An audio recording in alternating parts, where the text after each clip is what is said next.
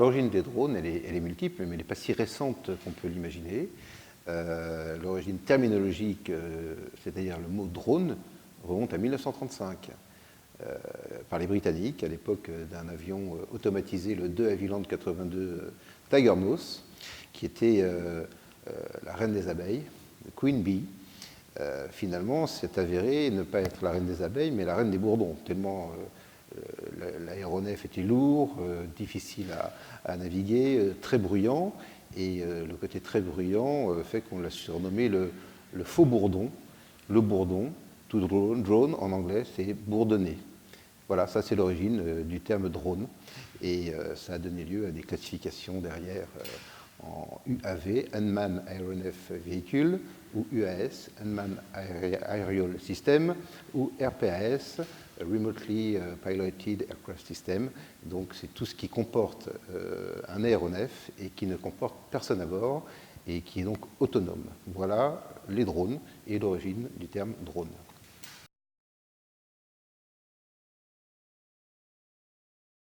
On peut classifier les drones de manière aéronautique. On a vu les classifications terminologiques dans une précédente vidéo. D'un point de vue aéronautique, on va distinguer les aérodynes des aéronefs, des aérostats, pardon. Ce sont deux types d'aéronefs, aérodynes, aérostats.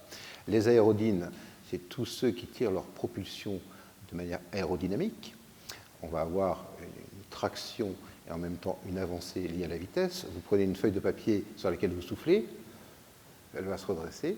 C'est ce qui se passe sur les ailes d'avion et sur les hélices, et c'est ce qui permet à l'avion ou à l'hélicoptère de s'élever. Et puis vous avez les aérostats, qui, eux, c'est le phénomène d'Archimède, c'est donc le volume d'air chaud, qui est plus léger que le volume classique, et qui va permettre à un ballon dirigeable ou autre type de ballon, de s'élever en altitude.